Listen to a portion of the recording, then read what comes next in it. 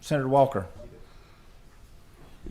Thank you, Mr. Chairman. Okay, so if you're gonna sell it at the retail level, you're gonna have to have a license of $250 to $250 to $4,000. Right.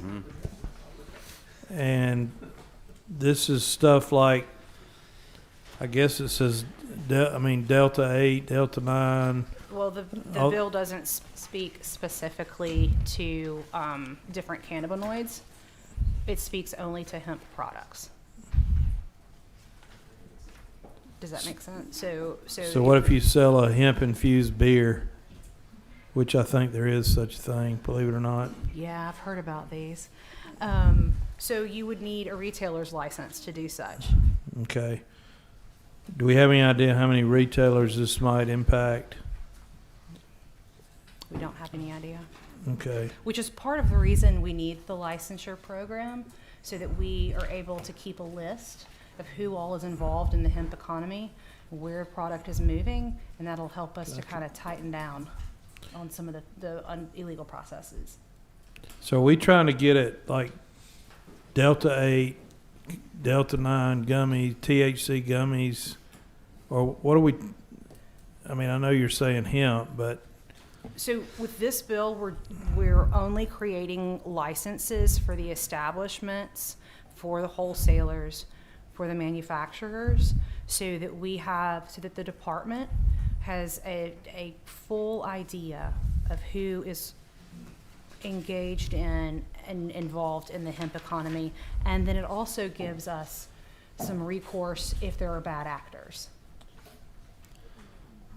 Do convenience stores customarily or commonly sell hemp products? They do, as far as many, and they would need. And give me an example of what that would be.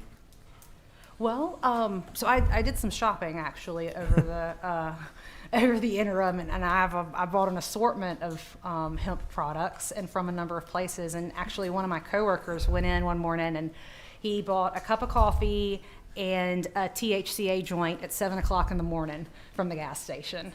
And so that gas station would be required to have. So it is the THC type products. Mm-hmm. Can I continue, Mr. Chairman? Sure. I'm not trying to cross-examine you. I'm just trying to get a idea. So we got 250 to 4,000, which is a pretty wide range, and then we have so the convenience store buys these from a wholesaler probably, and that's 500 to 10,000. But then you go to the processor, which seems like further up the chain to me, and that's just, is that 10,000? Okay, and then you have manufacturer, and I don't know how you manufacture hemp. It seems like you grow it. Well, we have a new definition for that in this bill, and the intent there is to capture. There are people who are manufacturing hemp products, consumable hemp products, much like you would manufacture food, but they aren't actually doing the processing. So they aren't taking the plant and then distilling it. They aren't creating a distillate after that point. In fact, what they're doing is they're buying distillate and they're like spray applying it to whatever it is that they're going to sell. So they aren't processors. They're just manufacturing the consumables. And then that one I think was 5,000, a fixed amount. Is that right? It is, unless you already have a processor permit, because those two things are so intertwined. It just seems odd to me that you could actually have a retailer paying 4,000 and a wholesaler paying 500, and then a processor paying 10, and then a manufacturer paying 5. There doesn't seem, to me, there's not really any logic to that.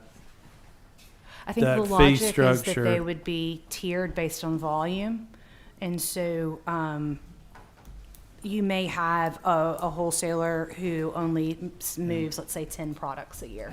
It's a much smaller amount, and then you may have retailers and that are somewhere else on the spectrum. But that's the logic behind it.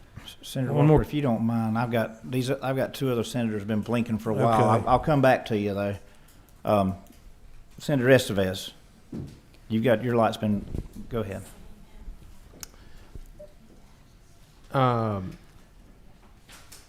You know what? I'll pass for now. Okay, Senator Anderson. Thank you. Do we have all these fees you're talking about? Do we have them fees already in place in other products that we have to? And what I'm getting at, give us some examples if we already have these fees in place of any kind of other product that the Ag Commissioner has to So regulate. I may have to step away and get my laptop to pull up Yeah. the code section. Okay. But it is a similar process that's already existing. I can do that now, or maybe I could do it while there are other speakers and get back to you to provide an Would that be okay example. with you, Senator? Whichever Yeah. you prefer. That'd be fun. Okay. And I would just also wanted to make the statement, I think, in terms of the variance in volume, I know if you're, take for instance, the Georgia Fruit and Vegetable Growers Association, the difference between what you pay, you know, the lowest amount's $250 versus if you're selling $10 million a year, you know, you may be paying, Senator Watson, what is it, the top amount? It's just depending on how much business you do. I think that's why there's a variance in it. Could it be uniform? You wouldn't just randomly. Right. So there'd be tiers. There'd be 4 Yeah. tiers. I'm sorry, I thought I said that earlier. There'll be 4 tiers within each category. So that it is set. It's not variable based on when someone shows up with an application. Yeah, and right now, we don't know how much any of them are selling, whether it's a small amount or a large amount versus the type of business structure that they're in. And if we are not dedicated to these fees, we are 100% open to seeing whatever adjustments the committee thinks is appropriate. Any more questions from members of the committee?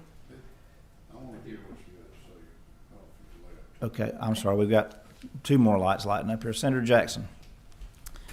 Thank you, Mr. Chairman. So I just want to make sure I follow this process. So let's just take a bud of hemp. So that's where we're starting with, right? So a grower gets a license to grow it. How much do you pay to get the license?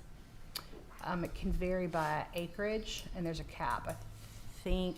Because that's not actually in this bill, I don't think. It's We're not. not changing that. But it's based on acreage, and then there's a cap. Okay. I think it's maybe 50. Let's just say let's just say that it's inconsequential how much the growing license is. But that bud, we'll say it's $50 for that one bud to grow, for the grower to grow it.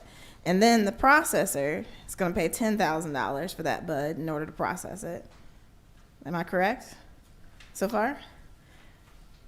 Yes. And then yes, I am. And then the quite describe processor then takes it to essentially a wholesaler who also could pay up to $10,000 for that bud in order to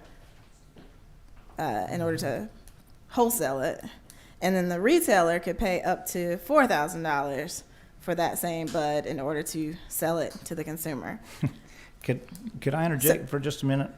I understand what you're saying, but that's like saying me, I sell 2 million pounds of blueberries a year, and that's like putting the entire cost of my food safety program on one blueberry. You get what I'm saying?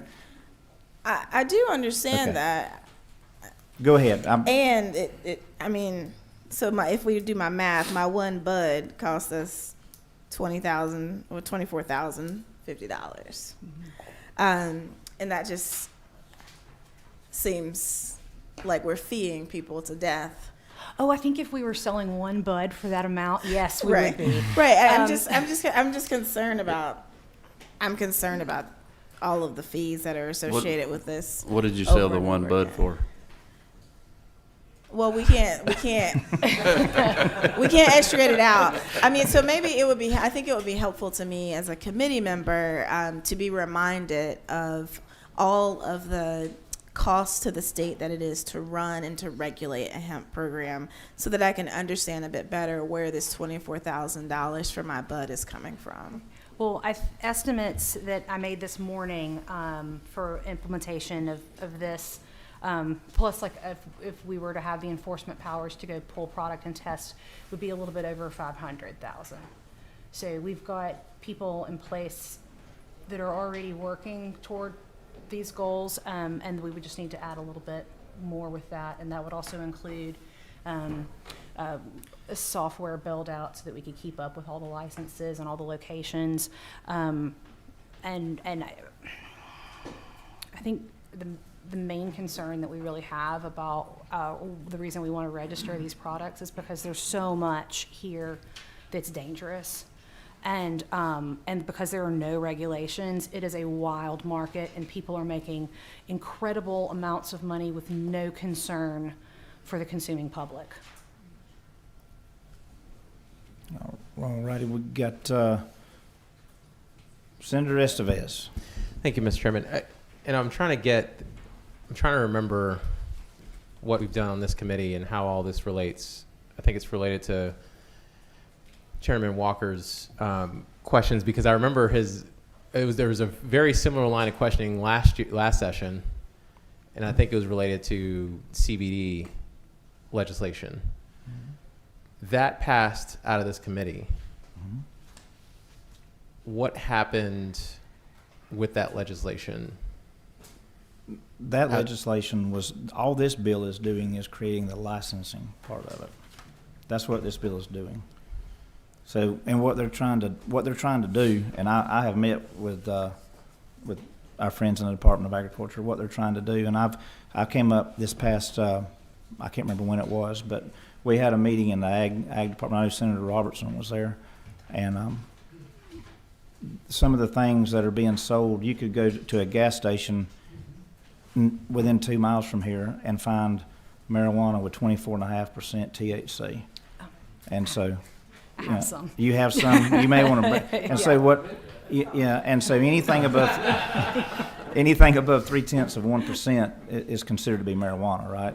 And so in order to know some of these folks that are doing, and some of this stuff too, I think there'll be further legislation to try to do something about it. But when you see some of this stuff these people are selling that looks like Skittles, and it's THC Skittles is what it is, but you know. And so, but until they can get a handle on who all's selling this stuff, they can't address it, and that's the reason for the licensing of these. Which I agree completely, Mr. Chairman. I'm just trying to see how all this plays together, and if they're separate things, then I think that's what I'm asking. Is this part of continuing the work that we did last year? Is this in replacing what we did last year? How does all this interplay with each other? I think that you might be referencing, I believe it was House Bill 437 that came through. I think it was Representative Perkle's bill, and it had some of the same components in it that we have here. And what I tried to do during the interim is look at what happened with that bill, how we managed to throw out the really good and trying to get the perfect. And so this, I think that may be what you're remembering, because it is very similar. But this is so what we tried to do is separate it and isolate it so that we don't inadvertently get the relatively straightforward things held up because of the more controversial subjects. Okay. Because